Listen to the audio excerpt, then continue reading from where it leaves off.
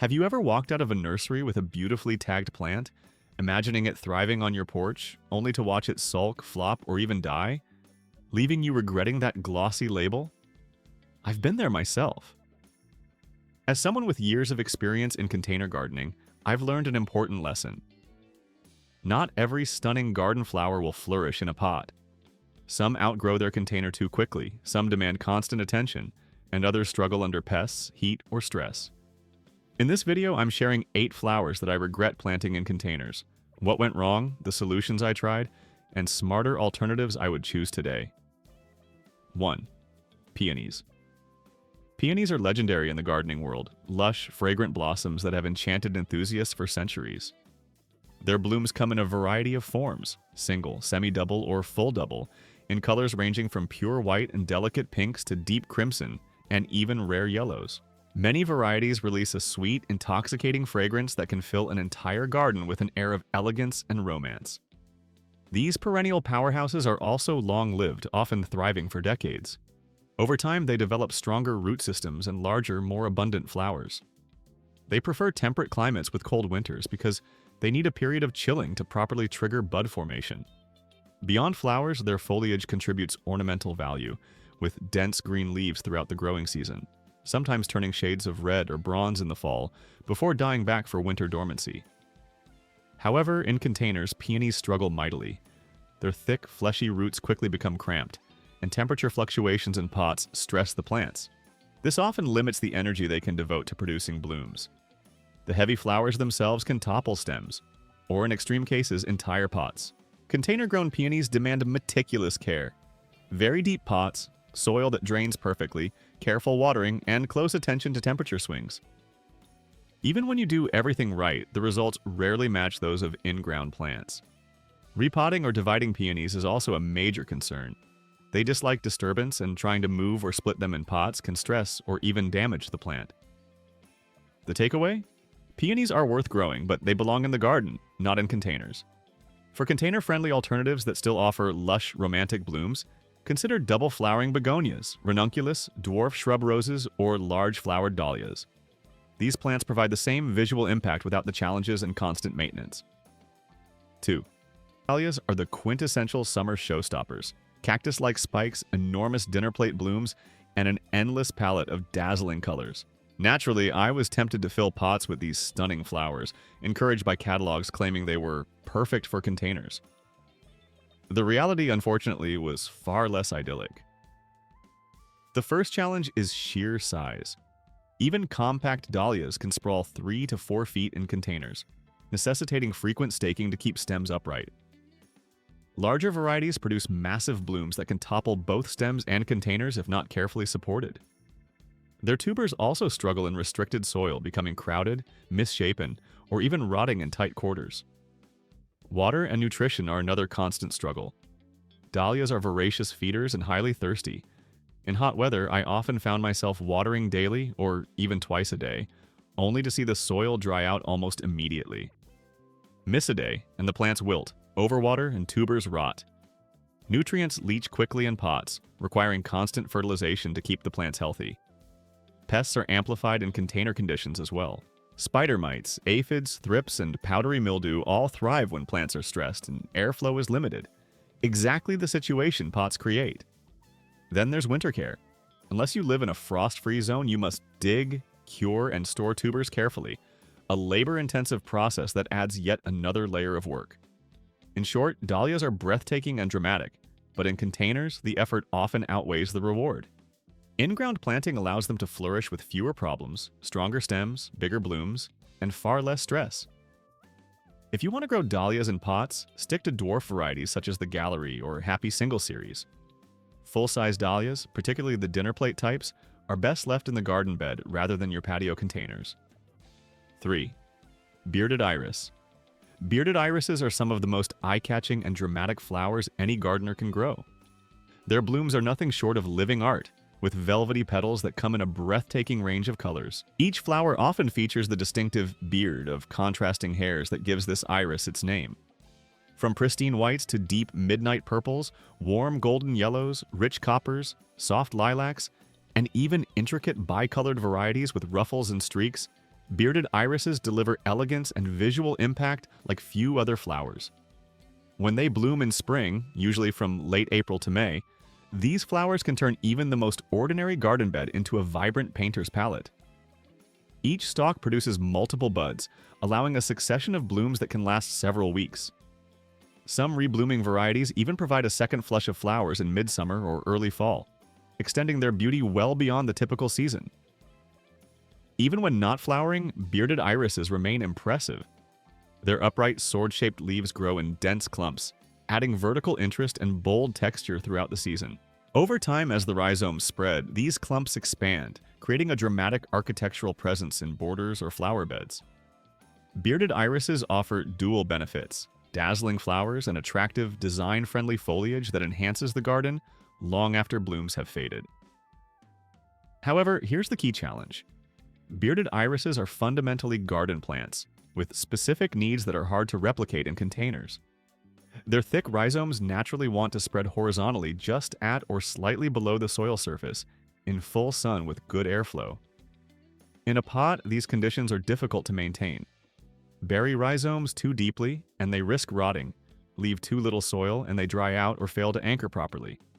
Containers are also subject to more extreme temperature swings than garden beds, stressing the plant and compromising its performance. From experience, irises in pots often sulk. They may produce plenty of leaves but few, if any, flowers.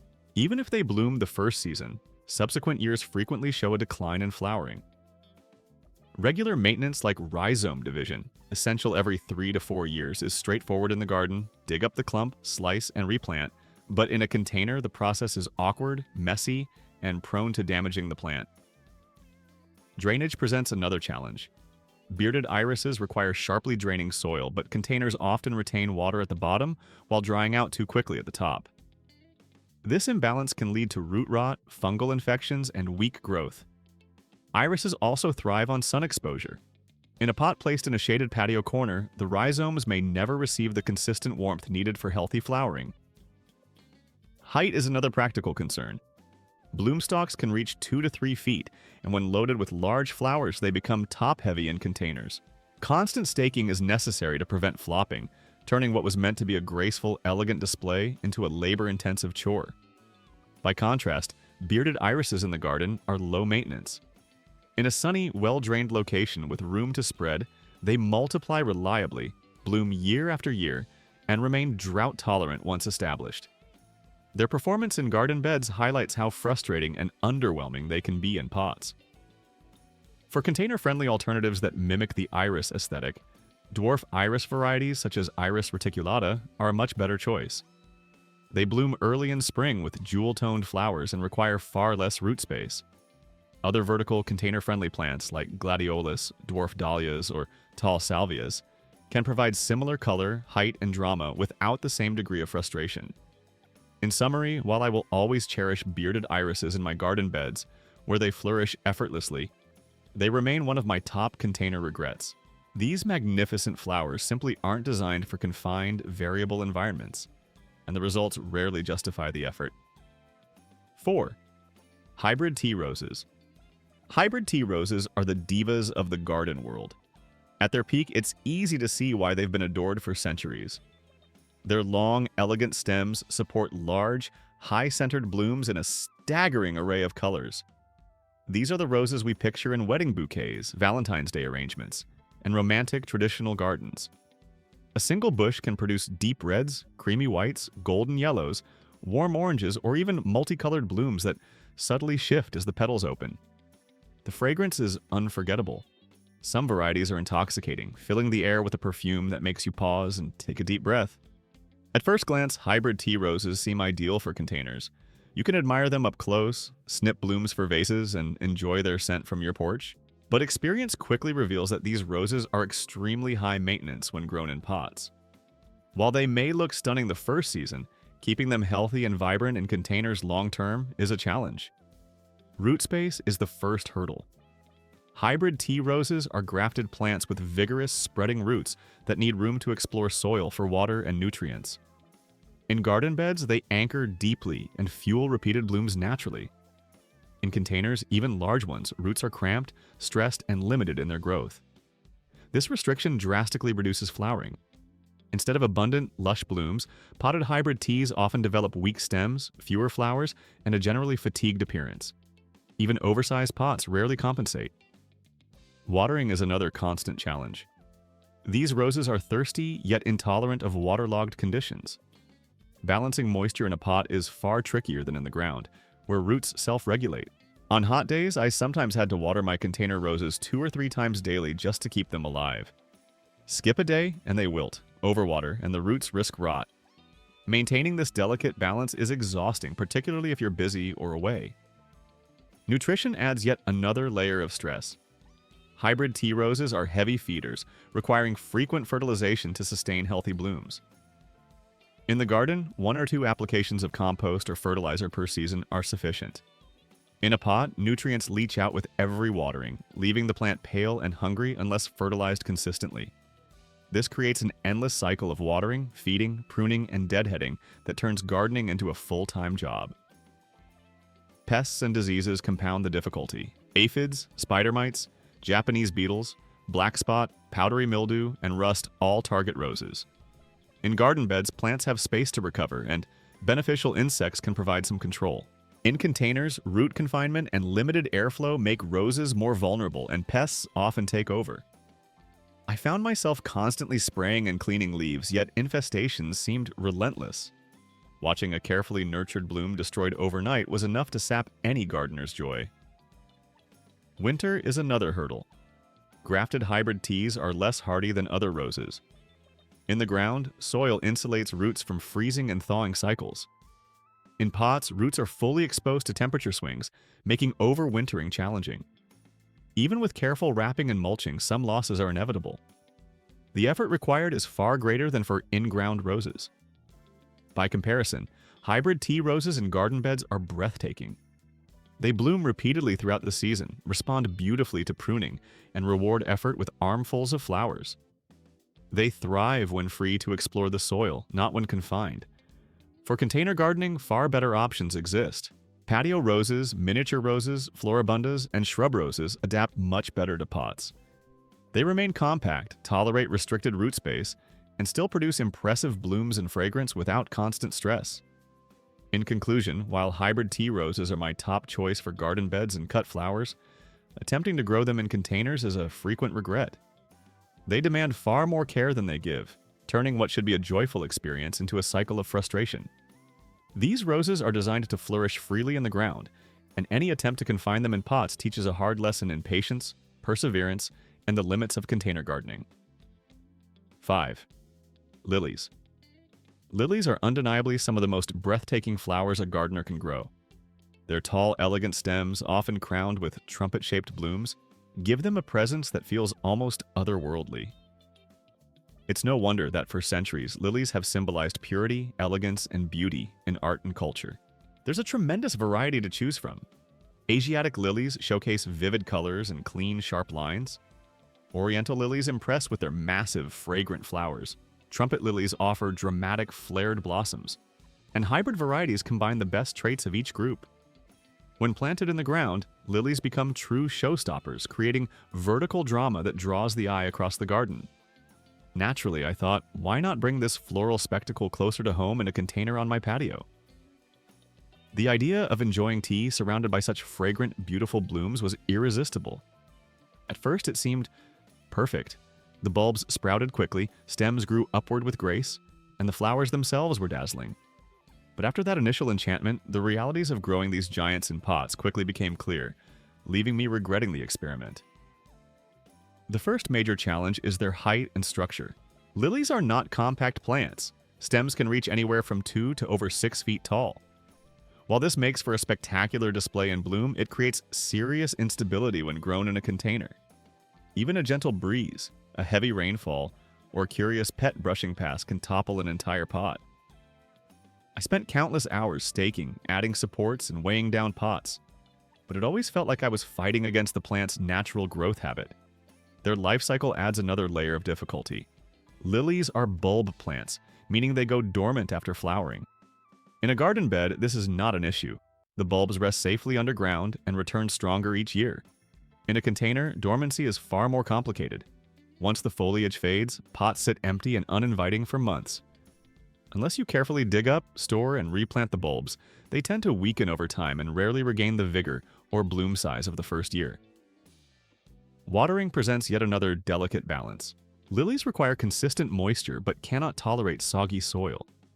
In garden beds, the roots can self-regulate, drawing the right amount of water from the surrounding soil. In containers, however, moisture levels fluctuate rapidly. Soil can dry out in hours or remain too wet near drainage holes.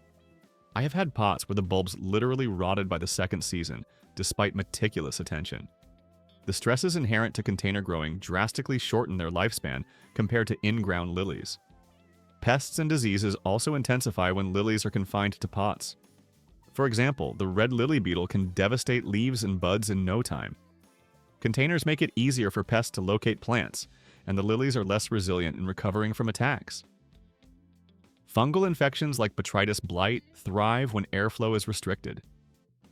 Even with daily monitoring, beetle removal, and regular spraying, my potted lilies often looked ragged and defeated by mid-season. The fragrance, while enchanting in a spacious garden, can be overwhelming in a confined space. Oriental lilies in particular release a strong perfume that can become almost overpowering on a small patio, especially in the evening. More than once, I had to move pots away from seating areas just to avoid the intensity of their scent. Winter presents yet another obstacle. Bulbs planted in garden soil are naturally insulated from freezing and thawing cycles, but in containers, they are fully exposed. Protecting them requires moving heavy pots indoors or burying them in mulch, adding even more labor to the process. In contrast, lilies flourish in garden beds. They naturalize, multiply over time, and produce stronger, more reliable blooms each year. They anchor borders beautifully, blend seamlessly with shrubs and perennials, and provide both height and fragrance without constant intervention. Simply put, traditional tall lilies are not suited for container life. For those determined to grow lilies in pots, consider Asiatic dwarf varieties or container-friendly Oriental hybrids. These shorter plants resist toppling and perform reliably over several seasons. Traditional tall lilies? I regret ever attempting to confine them to pots.